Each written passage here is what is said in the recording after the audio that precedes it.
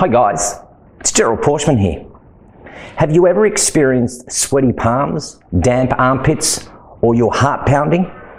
Imagine that you're about to tell your audience something that they don't want to hear. Or you may be in the middle of your presentation and you can sense that things aren't going to plan. What are you going to do?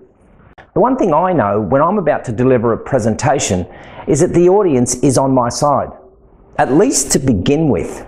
And the audience actually wants me to succeed. Well, that's the good news. They voted with their feet to listen to the spin that I'm about to present, sat in uncomfortable chairs, and they're waiting for me to feed them information. They want success because it means that they won't have wasted their time.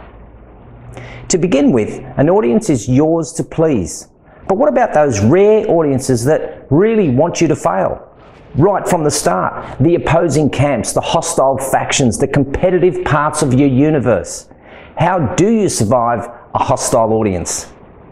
As much as possible, I focus my energy to the positive people in the room, and although it may sound a little counterintuitive, it's important because if you can establish a positive relationship with a few people in the room, that positive feeling will ripple right across the crowd.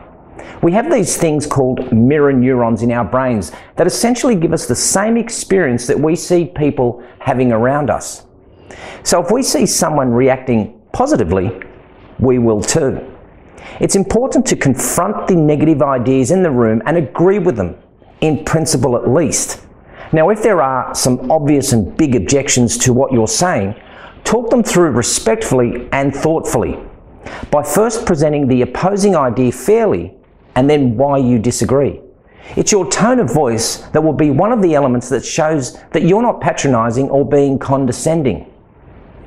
Most often, people with opposing points of views are disarmed simply by being recognised.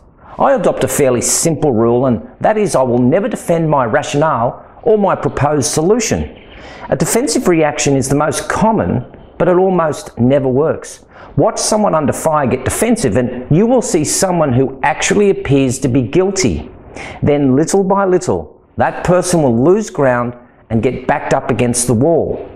Again, the solution to the problem is to turn the tables on your adversary. Suppose someone says that your solution to a problem is totally wrong. If you respond with, "No, it's not," you've already lost. Now you're defensive and your opponent has the opportunity to attack your reasoning. So the next time you're in such a situation, try a response such as, "What do you see as a better solution?" Or, "What do you think needs to be done?" With questions like these, you turn the tables. The spotlight will be on the hostile attendee who must explain themselves and justify their beliefs rather than the other way around. Another strategy is to redirect the focus. You see, this point has several levels. Remember, as the person who is delivering the information, you need to control the situation. Suppose you're asked a loaded question, one that is filled with emotion or an underlying accusation like, "What is council going to do about its reprehensible personnel policies?" Obviously, this question is intended to put you on the spot and is not favourable to you or council. However, you'd be surprised at how many speakers will fall into the trap of responding to the question as it's presented, making the mistake of emulating the speaker. Don't stoop to their level, they'll beat you on experience every time. There are, of course, ways to turn the situation to your advantage. I like to rephrase the question. You can say something like, "You seem to be asking how we will be working to better our employees' quality of life. Let me lay out the steps that have been recently taken in the area of time in lieu." You can also ask questions. Many presenters feel they must answer immediately when asked a question. Well, not so. You may need to ask a question instead to clarify an obscure question from the audience member or to expose a hidden agenda. For example, if you're asked, "How can any ethical person come up with a policy just as you described?" Well, you know you're being set up for an attack. Above all, don't respond to the underlying presupposition, which is that you are unethical. Instead, ask your adversary questions such as, "How do you want me to respond to that?" Or, Can you explain what you mean? Asking these types of questions gives you several advantages. For starters, they will get the agenda out in the open. It'll get your opponent to offer specifics that are easier to deal with. And more importantly, it'll give you time to think. You can try to use the question to make a transition.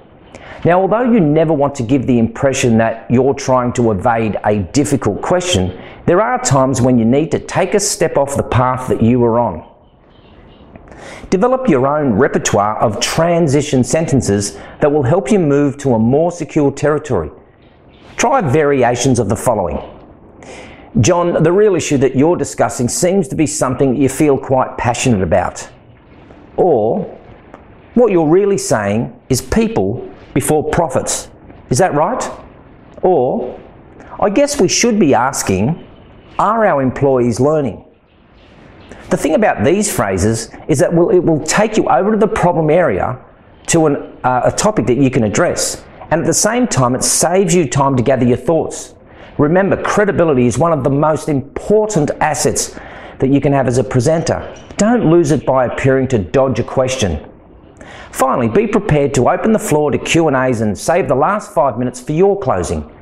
A common mistake most presenters make is to take Q&As at the end, closing on the last question. But doing so means that you're at the mercy of the last question and questioner. Instead, save the last 5 minutes for yourself, for your own rhetoric at the end, because people tend to remember the last words spoken, so you may as well make them your own. I know it's difficult to handle a hostile and sometimes even an aggressive audience, but keep this in mind. If they are aggressive, if they do become hostile, remember this: don't invite them to your barbecue on the weekend. Thanks for listening.